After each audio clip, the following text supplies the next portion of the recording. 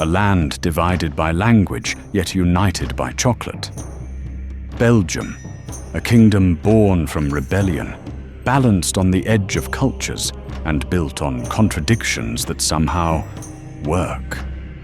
But how did a land this small become home to NATO, the European Union, and the world's finest beer and chocolate?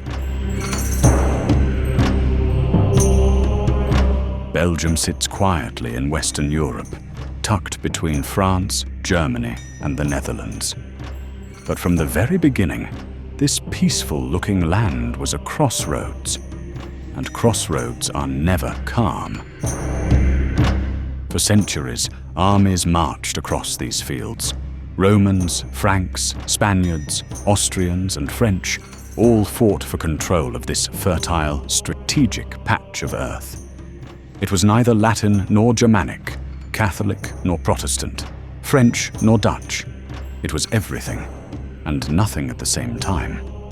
Yet from this confusion, a unique identity was born. An identity defined not by sameness, but by contrast. But how did this fractured land ever unite to form one nation? The year was 1830. Europe was trembling with revolutions. In the heart of the continent, a small uprising began in Brussels, sparked not by a political speech, but by an opera performance. The people left the theatre, waving flags, chanting for independence from the Dutch. Within weeks, rebellion spread. By October, Belgium declared independence. But here's the twist. They didn't have a royal family. So, they went shopping for a king. Literally.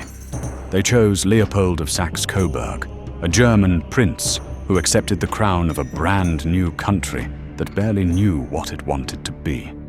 A revolution born from music, crowned by a foreign prince.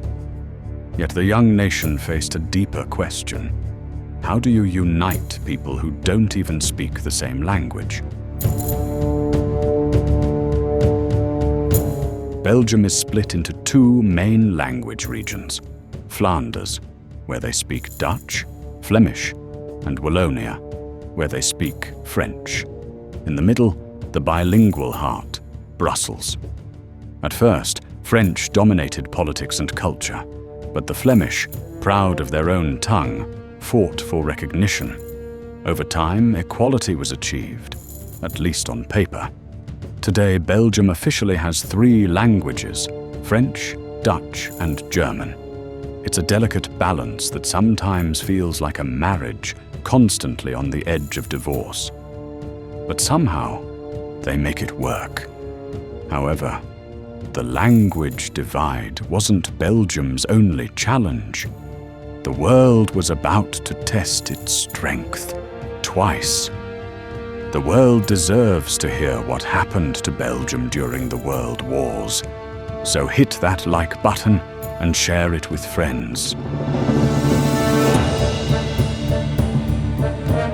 World War I. Belgium was neutral, peaceful. But in 1914, German troops invaded anyway. King Albert I became a symbol of resistance, refusing to flee, leading his troops on the front lines. The world admired Belgium's courage. Brave little Belgium, they called it. Then came World War II, and once again, the tiny nation was invaded. Its cities bombed, its people displaced. But once again, Belgium rose from the ashes, rebuilding stronger than before. And after the war, something incredible happened. The world powers gathered to prevent another catastrophe. And where did they choose to meet? Brussels. But why Brussels? Subscribe and keep watching. After the devastation of 2 world wars, Belgium offered something rare: neutrality, stability, and a central location. It became the heart of the new European dream. The European Union chose Brussels as its headquarters. Then NATO followed. Today, Brussels is where decisions that affect 450 million Europeans are made. Presidents, ministers, and diplomats walk the same cobbled streets that revolutionaries once did. Belgium, the land once torn apart by differences, became the symbol of cooperation. But beneath that polished image, there's another story, a darker one from its colonial past. In the late 19th century, King Leopold II looked beyond Europe, toward Africa. He claimed the Congo Free State as his personal property. Under his rule, millions of Congolese suffered unimaginable brutality. Rubber quotas, forced labor, mutilations, all for profit. The atrocities shocked the world, eventually forcing Leopold to hand the Congo to the Belgian government. It became a colony until 1960. Belgium's wealth and beauty, its grand palaces and monuments, were partly built on this painful legacy. But can a country that small ever truly escape the weight of its past?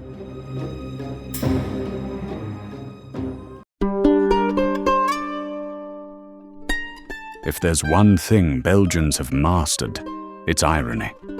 They live between powerful neighbors, speak multiple languages, and yet manage to create some of the world's happiest cities. Their beer, legendary, brewed by monks in silent abbeys. Their chocolate, a universal love language. Their fries, so good that even the French argue about who invented them. And their sense of humor, subtle, self-deprecating, and a little absurd. Like the mannequin piss, Brussels' iconic statue of a boy, peeing. Only Belgium could turn that into a national symbol. But beneath the laughter lies a deeper truth. In a world obsessed with identity, Belgium found peace in its contradictions. So what does that say about the future of nations built on diversity? Belgium's struggle is not about power or pride. It's about balance.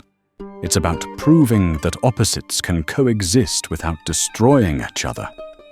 Its cities, Bruges with its medieval canals, Antwerp with its diamonds and fashion, Ghent with its Gothic towers, all reflect this quiet resilience. Every brick tells a story of survival, adaptation, and reinvention. And maybe that's Belgium's secret. It doesn't pretend to be perfect. It just keeps moving forward, one compromise at a time. Because unity isn't found in sameness. It's found in respect for difference. But can that fragile unity survive in the modern world of rising nationalism and division? Belgium still wrestles with political crises, governments that take months to form, debates over identity and autonomy. Yet life goes on. Trains still run on time. Festivals still fill the streets, and the smell of waffles still drifts through Brussels every morning. Maybe Belgium teaches us something rare, that stability doesn't mean silence, and disagreement doesn't mean disaster. It's not a perfect marriage, but it's a lasting one. And perhaps that's what makes Belgium feel so human. Just like Armenia, which you can explore after by clicking on top right corner text appearing now. So next time you walk through a Belgian square, surrounded by Gothic cathedrals, laughter in 2 languages, and the scent of chocolate and rain, remember this. You're standing in the middle of Europe's greatest paradox, a country that shouldn't exist, but does. A kingdom of waffles and wars, art and irony, chaos and harmony. Belgium is proof that even the smallest nations can shape history, not through domination, but through quiet persistence.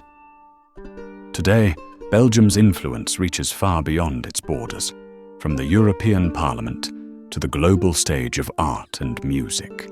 Its artists, from Magritte's surreal dreams to Stromae's hypnotic beats, carry the Belgian spirit, witty, melancholic, and endlessly creative. It's a reminder that identity isn't a cage, it's a mosaic, each piece different, yet forming something beautiful when placed together. And that's the real magic of Belgium, because the world doesn't need more power, it needs more balance. And that is Belgium, a country that shouldn't exist yet, somehow holds Europe together. Earlier, we explored other European countries.